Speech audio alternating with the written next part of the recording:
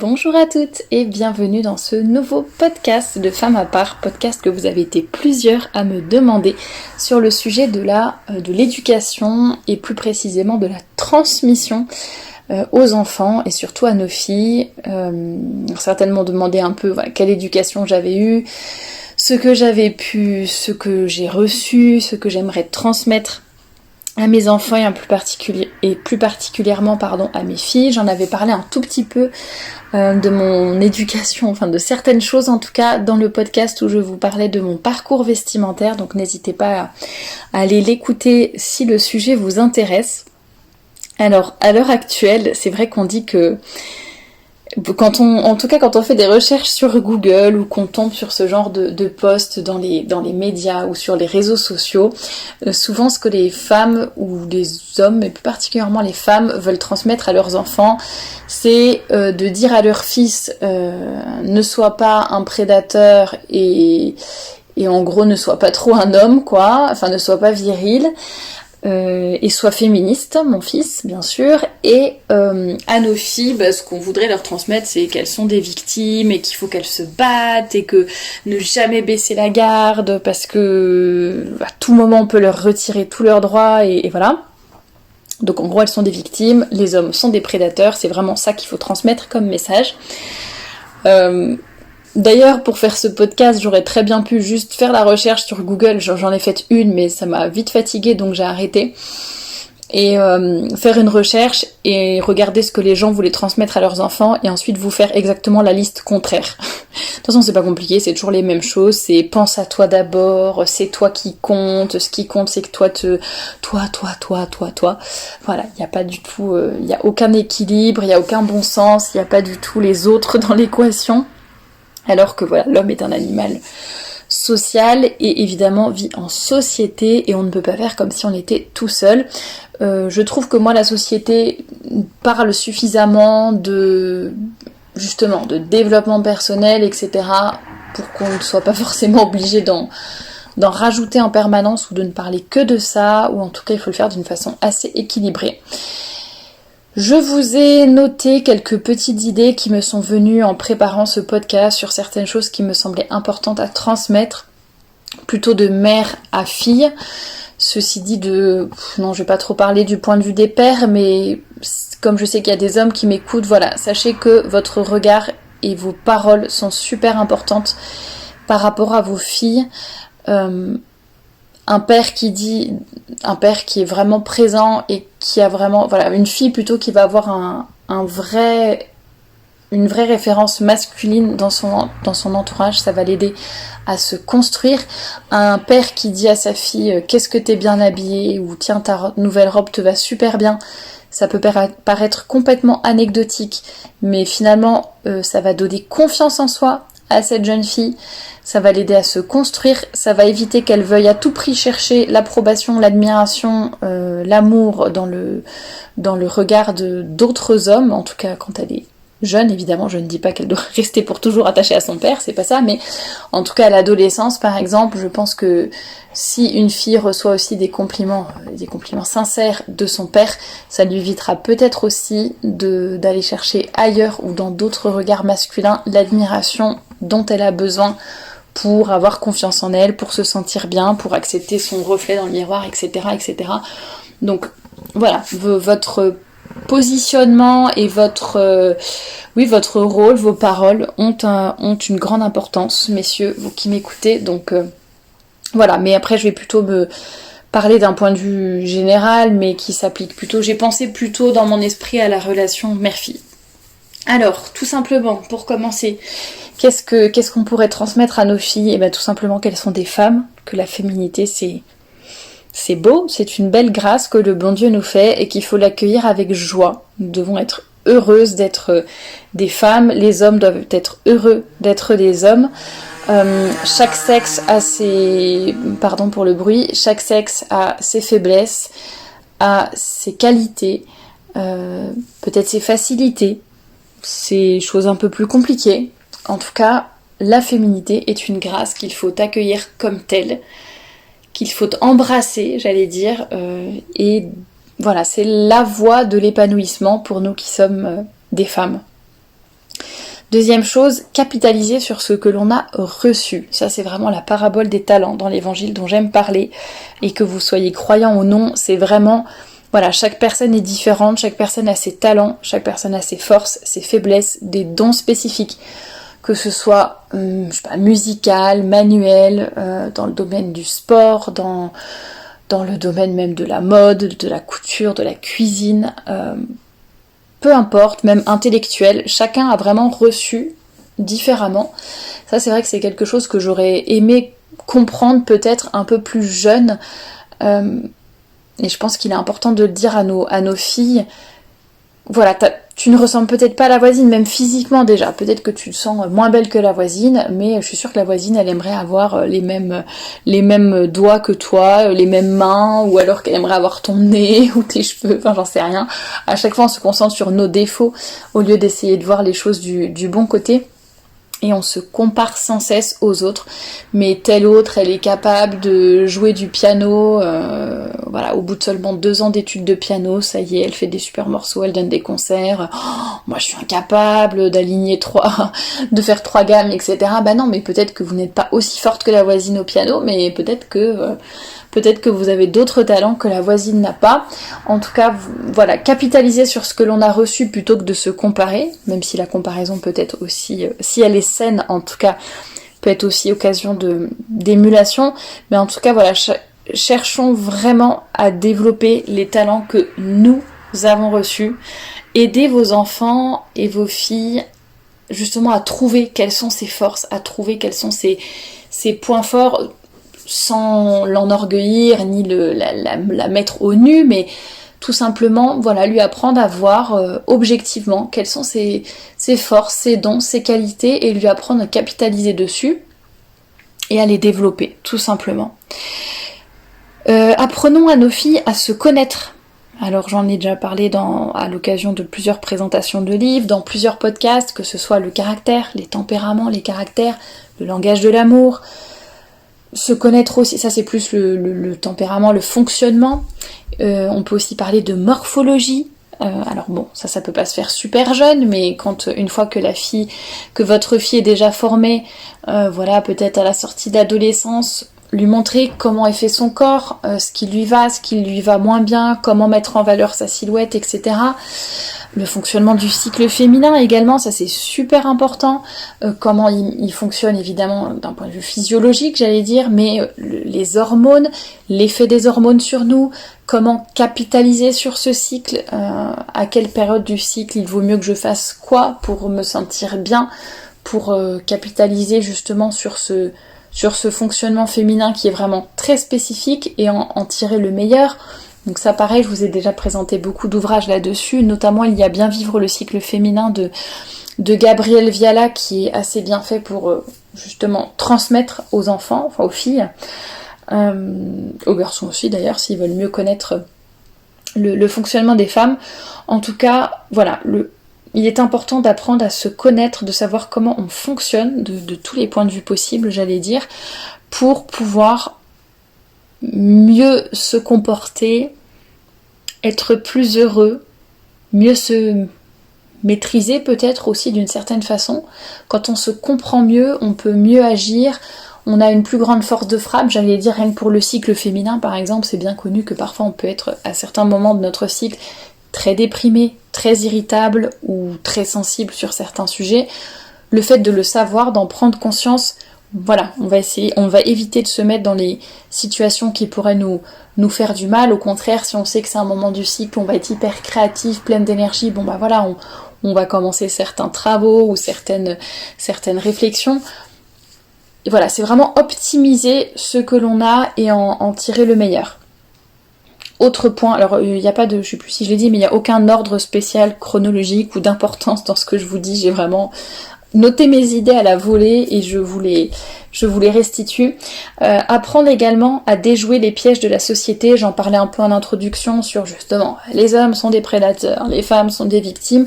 C'est ce genre de choses où il faut vraiment apprendre à nos filles qu'elles se forment, qu'elles apprennent à analyser, qu'elles apprennent à prendre du recul, qu'elles ne croient pas tout ce que disent les médias. Je ne dis pas que les médias mentent en permanence, pas du tout. Ce que je dis, c'est qu'il faut apprendre à avoir son esprit critique, son analyse, ne pas se laisser emporter. Ça n'est pas forcément la majorité qui a raison, ça n'est pas forcément parce qu'on nous le martèle à longueur de temps que c'est vrai. Parfois oui, mais parfois non. Donc leur apprendre à réfléchir par elles-mêmes, tout simplement, et à se former pour ne pas se laisser déformer, comme je le dis souvent, et vraiment ne pas tomber, j'en avais parlé je sais plus si c'était dans une conférence ou dans un podcast, mais dans certains pièges féministes notamment, voilà, le lavage de cerveau, la culpabilisation, en gros si tu ne fais pas ça, les raccourcis, si tu n'es pas féministe, c'est que tu soutiens les violences faites aux femmes, si tu n'es pas féministe, ça veut dire que tu n'es pas pour l'indépendance financière des femmes par exemple. Vous voyez, donc apprendre à déjouer tous ces raccourcis et tous ces pièges, pour ne pas se laisser embrigader tout simplement dans de mauvaises choses. Alors j'ai donné l'exemple du féminisme, mais je veux dire ça peut être politique, ça peut être religieux, ça peut être tout ce que vous voulez, intellectuel, philosophique, enfin voilà, apprendre à analyser les choses par soi-même, tout simplement. Et avoir une bonne... Ça n'est pas tellement... Bon, bien sûr, on transmet de toute façon nos idées à nos enfants, mais ce que je veux dire, c'est vraiment leur apprendre à arriver aussi à leurs propres conclusions et leur apprendre le processus. Ça n'est pas juste leur dire c'est ci, c'est ça la vérité, c'est là que tu dois aller, c'est comme ça que tu dois réfléchir et pas autrement. Il faut vraiment leur apprendre à justement aussi réfléchir par eux-mêmes et savoir faire le processus et le cheminement aussi par eux-mêmes. Évidemment, quand ils sont tout petits, de toute façon, il n'y a pas le choix. Et heureusement que les parents sont là pour inculquer des valeurs sans avoir à tout justifier en permanence. Mais plus l'enfant grandit, voilà, selon les âges, plus il faut aussi leur apprendre à comprendre pourquoi ils font les choses et pourquoi on les fait comme ci et pourquoi peut-être on se démarque de la société sur tel ou tel plan. S'entourer des bonnes personnes, ça c'est vraiment super important pour l'avoir vécu justement, mais ça je pense que ça arrive à tout le monde, l'avoir vu autour de moi aussi, il est vraiment super important de s'entourer des bonnes personnes. Les parents d'ailleurs ont souvent plus de recul, peut-être plus d'expérience aussi pour déceler certaines choses, donc intéressez-vous aux amis IS et IES, enfin aux amis hommes et femmes de vos filles, faites attention, n'hésitez pas, je veux dire, c'est d'où l'importance d'être proche de ses enfants et d'avoir l'habitude de vraiment parler en vérité avec eux, mais justement pouvoir leur dire les choses et leur expliquer, leur montrer, leur parler.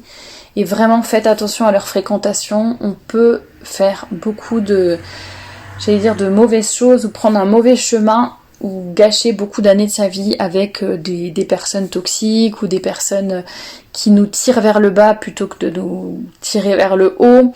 On avait d'ailleurs eu cette discussion sur Telegram avec vous il y a quelques temps et j'en avais fait un article sur le fait d'avoir des amis non catholiques. Évidemment, beaucoup d'entre vous mentionnaient l'apostolat, le fait que les personnes non catholiques, il y a aussi des personnes bien parmi les personnes non catholiques, mais beaucoup disaient aussi, attention, dans une certaine limite, et surtout, voilà, c'est à nous de les tirer vers le haut, et si ça nous influence mal ou que ça nous tire vers le bas, là voilà, il vaut mieux mettre un terme à ce genre de relation qui nous fait plus de mal que de bien. Sans compter évidemment les personnes vraiment toxiques, ça j'en avais parlé un petit peu aussi dans un article sur les personnes passives-agressives notamment, mais il y a beaucoup d'autres formes de perversion ou de mauvaises influences, mais en tout cas sans forcément aller très loin, mais voilà, faites attention, apprenez à vos enfants qu'ils doivent bien s'entourer, tout simplement. Ça ne veut pas dire être ultra rigide et n'accepter que des personnes qui sont exactement comme vous, du même milieu, etc. Mais tout de même, faire attention à cela. On en avait parlé avec Valérie Daubigny dans l'entretien que j'avais fait avec elle sur cette chaîne il y a quelques mois, la transmission de la beauté, de la culture, la transmission de tout ce que nous sommes, de toutes nos valeurs, du patrimoine, c'est vraiment super important. Voilà, ce que je voudrais transmettre à mes filles, c'est ça aussi, c'est tout ce qui construit nos vies quotidiennes autour de la beauté, de la culture, apprendre à s'émerveiller, la curiosité intellectuelle, apprendre à découvrir. C'est un peu transmettre un état d'esprit en fait. Bien sûr, on transmet aussi des valeurs et ça c'est clair et c'est super important. Mais comme je le disais, je trouve que c'est important de ne pas forcément donner à nos enfants que des choses toutes faites, ou des idées toutes faites, ou des valeurs toutes prêtes, même si ça c'est très important aussi, je ne le nie pas, mais leur apprendre aussi, voilà, le cheminement, la découverte, s'intéresser, être curieux, regarder, chercher, oser analyser et se dire bon bah là voilà j'ai emprunté ce chemin, j'ai essayé d'aller dans telle direction, ça ne va pas, ça n'est pas bien, hop je m'arrête, je stoppe, je ferme le livre, je fais demi-tour. Ça c'était un peu l'exemple de Valérie Daubigny par rapport au livre, mais voilà dans beaucoup de domaines c'est ça, c'est vraiment apprendre aussi à avoir une certaine démarche. Dans la transmission, je pensais aussi rien que la cuisine par exemple, la couture, toutes ces petites choses qui vraiment comment dire, le fait d'être une bonne ménagère, de tenir la maison, d'apprendre à ranger, à repasser ou je ne sais quoi. Voilà, tout ça c'est des choses super importantes et qui vont aider vos filles aussi à être indépendantes, à savoir s'occuper d'elles-mêmes et plus tard savoir s'occuper de leur foyer aussi. J'ai bien conscience que ce que je dis va me valoir les foudres des féministes, mais c'est un fait, c'est vraiment important de transmettre tout cela aussi, ne serait-ce que pour vous d'ailleurs, même si, en imaginant que vous n'ayez pas de foyer plus tard, ou je ne sais quoi, ou que ce soit votre mari qui fasse les tâches ménagères, mais peu importe, même pour vous, c'est super important de savoir faire toutes ces choses. De beaucoup leur parler de la Sainte Vierge, j'ai noté, voilà, avoir comme modèle la Sainte Vierge, leur parler de la Sainte Vierge, prier la Sainte Vierge aussi, leur montrer ce modèle de femme qui est la femme la plus sainte, la créature la plus parfaite, et qui pourtant était humble, qui était la mère de Dieu, puis qui est restée pure, chaste, humble, obéissante, soumise à la volonté de Dieu, qui est restée à sa place, qui est restée dans le silence, dans l'ombre. Alors je ne dis pas que toutes les femmes sont appelées à rester dans le silence, l'ombre et se taire et se tapir dans un coin toute la journée, ça n'est pas ça, mais voilà, prenons exemple sur ces valeurs, sur ces vertus et cherchons toujours à l'imiter. Il y aura toujours quelque chose que l'on peut imiter dans notre vie, quelle que soit notre vie d'ailleurs. Apprenons à nos filles à avoir de la volonté. C'est quelque chose parfois qui peut leur faire défaut. Voilà, qu'elles ne tombent pas dans la paresse, qu'elles ne tombent pas dans la facilité, que ce soit facilité intellectuelle ou facilité voilà, dans le quotidien. Leur apprendre à ne pas se laisser guider par leurs émotions uniquement, leur apprendre à dompter leurs émotions, à dompter leur sensibilité. Ça ne veut pas dire l'annihiler, ça ne veut pas dire la cacher, ça ne veut pas dire... Non, c'est la dompter, c'est tout. J'ai fait des articles sur le sujet aussi, et je crois un podcast, donc si ça vous intéresse, n'hésitez pas à écouter, ou à les écouter, ou à les lire. En tout cas, voilà, qu'elles aient vraiment de la volonté, qu'elles soumettent leurs émotions à leur raison, qu'elles aient une personnalité aussi. Ça, c'est vraiment super important de se dire... Voilà, je suis moi-même, ça ne veut pas dire que je vais écraser les autres ou quoi que ce soit, et ça rejoint un peu mon point suivant. Voilà, on ne peut pas plaire à tout le monde, qu'elles aient confiance en elles sans écraser les autres. Ça, je pense que c'est super important aussi. Je pense que nombreuses sont les femmes qui grandissent en ayant très très peu confiance en elles, que ce soit par rapport à leur corps, par rapport à leur vie de façon générale, leur capacité intellectuelle ou autre. On a tendance à beaucoup se comparer, on a tendance à se remettre en question énormément aussi, ça dépend peut-être un peu des caractères, mais en tout cas, aidons nos filles à avoir une juste confiance en elles, à s'assumer, mais peut-être pas dans le sens où le dirait la société, de dire ne fais rien, ne change pas, reste comme t'es et avance dans la vie, écrase les autres et voilà, non, là il faut quand même tendre à la vertu, comme je le disais, j'ai parlé d'avoir de la volonté, de dompter sa sensibilité, de se former, etc. Donc je pense qu'on peut travailler sur nous, mais tout en gardant confiance en nous, ne pas devenir une fille qui va juste imiter les autres, qui va juste suivre la foule, qui va un peu être comme un mouton là, qui suit les autres et qui ne réfléchit pas. Non, restons fidèles à nous-mêmes, ne nous trahissons pas, ne trahissons pas nos valeurs, et pour cela demande beaucoup de confiance en soi. Ça n'est pas facile à avoir, mais je crois que on peut aider nos filles à avoir confiance en elles. Déjà, comme je le disais, le regard du père peut faire beaucoup, les paroles de la mère aussi, l'exemple de la mère, et surtout leur donner des occasions au quotidien d'avoir confiance en elles, voilà, pour prendre la parole, pour faire des choses toutes seules, il y a 1000 petits moyens de vraiment aider cette construction de la personnalité, cette construction de la confiance en soi, sans que cela ne devienne de l'orgueil ou alors du mépris des autres ni quoi que ce soit, mais toujours dans la juste mesure et dans l'équilibre, apprendre à s'assumer tout simplement, à se dire que voilà, je ne peux pas plaire à tout le monde, je ne dois pas me transformer en cette personne qui veut toujours plaire aux autres à tout prix, quitte à s'oublier et quitte à nier ce qu'elle est. Non, voilà, il faut garder son équilibre et ça c'est super important et je pense que ça rend énormément service après dans la vie plus tard.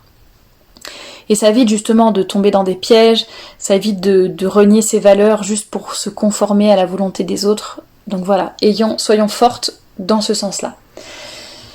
Ce qui est important aussi, ce que nous pourrions vouloir transmettre à nos filles, c'est le don de soi, la générosité. Alors ça va complètement à contre-courant. Justement, moi, une liste, un article sur lequel je suis tombée juste avant, 20 choses que j'aimerais bien transmettre à ma fille. Une des premières choses, c'est être égoïste. Alors je veux bien croire que dans certaines éducations, on a peut-être été trop loin dans l'autre sens. Mais je pense aussi que voilà, c'est comme en toute chose, il faut un équilibre et il faut apprendre. Justement, je trouve que la société nous pousse toujours à plus d'égoïsme et de façon générale, de toute façon, le péché originel et notre nature humaine nous pousse toujours plus, nous pousse naturellement, on va dire, vers l'égoïsme et vers l'égocentrisme.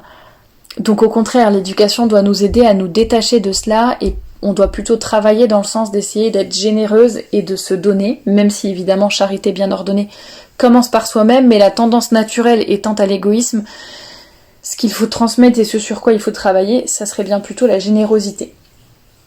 J'en ai parlé un peu tout à l'heure, mais le fait de se cultiver, de cultiver son intelligence d'une certaine façon, apprendre à faire fonctionner son cerveau, son côté rationnel, la curiosité intellectuelle, j'en ai parlé aussi tout à l'heure, donc je n'y reviens pas, mais c'est important aussi. Leur apprendre aussi que toutes leurs actions vont avoir un impact sur elles et sur les autres, et dans beaucoup de domaines. Voilà, donc on n'est pas toute seule dans la société, nos choix ont un impact sur nous et sur les autres, donc il faut évidemment faire attention à tout ce que nous choisissons de faire. Non mais j'ai passé plusieurs lignes dans ma liste, donc j'y retourne. La décence, l'élégance, la pureté, la pudeur, le respect de son corps, ça évidemment c'est des choses complètement essentielles, toujours avec équilibre aussi, le corps n'est pas quelque chose de mauvais. La beauté n'est pas quelque chose de négatif, bien au contraire, donc apprenons-leur l'équilibre entre la décence et la beauté, entre la pudeur et voilà, le fait d'être épanoui, de se sentir bien dans sa peau, sans avoir besoin de se mettre nu ou à moitié nu ou à 70% nu. Bref, donc leur apprendre vraiment un grand respect de leur corps, de leur âme aussi évidemment, cela va sans dire, et de leur montrer qu'on peut tout à fait être épanoui bien dans sa peau tout en restant décente. Rappeler des valeurs essentielles tout simplement et être un exemple, j'allais dire, sur ce domaine pour leur donner envie. La sensibilité, j'en ai parlé, mais j'avais renoté la phrase que j'aimais bien, qui est de je ne sais plus qui d'ailleurs, mais que la sensibilité était une bonne servante mais une mauvaise maîtresse. Leur apprendre aussi par rapport aux relations hommes-femmes, donc j'en ai un petit peu parlé par rapport au caractère, au langage de l'amour, ça rentre un petit peu dedans, le fait de comment fonctionnent les hommes, comment fonctionnent les femmes, quelles sont nos différences, comment apprendre à mieux se comprendre, à mieux dialoguer, à mieux communiquer. Ça c'est essentiel, que ce soit dans la famille, avec les amis, les frères et sœurs, les parents, les collègues, c'est quelque chose qui leur servira toute leur vie, leur futur mari peut-être.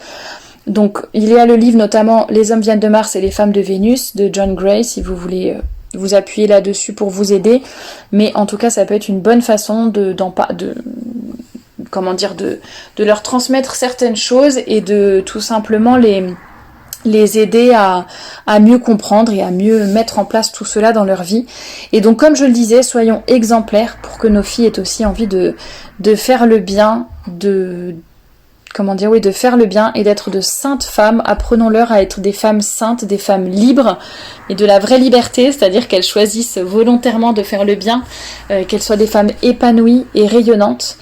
Et comme le disait Saint Jean Bosco, les jeunes ne doivent pas seulement être aimés, ils doivent se sentir aimés. Et ça vraiment, je pense que c'est super important à transmettre à nos filles pour leur aider à se sentir bien dans leur peau, à ne pas chercher ailleurs ce qu'elles pourraient trouver déjà dans leur famille en se construisant, pour qu'elles se construisent d'une façon saine et qu'ensuite ça soit des femmes vraiment qui partent à la conquête du monde et qui apportent vraiment leur touche spécifique au monde et qui soient vraiment là pour, tout simplement pour, changer le monde à leur échelle. J'en avais parlé dans une conférence, donc n'hésitez pas à vous y reporter si le sujet vous intéresse, mais l'idée c'est vraiment d'aider nos filles à être évidemment des filles saintes, des filles vertueuses, mais en même temps des filles épanouies, bien dans leur peau, des filles qui soient vraiment féminines et qui soient libres.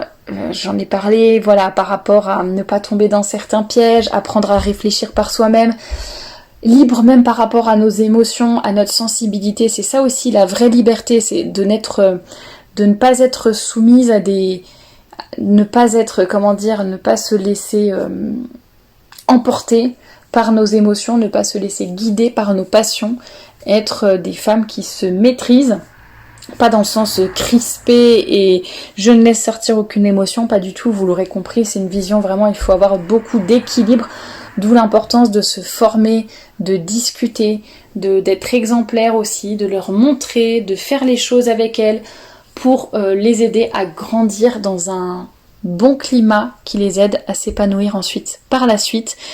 Voilà tout ce que je voulais vous dire. J'ai peut-être oublié certaines choses. N'hésitez pas, évidemment la liste n'est pas exhaustive. N'hésitez pas à la compléter en commentaire, à me dire ce que vous avez pensé de ce podcast, à ajouter vos propres idées, à me dire ce que vous voudriez transmettre à vos filles ou ce que vous leur avez transmis.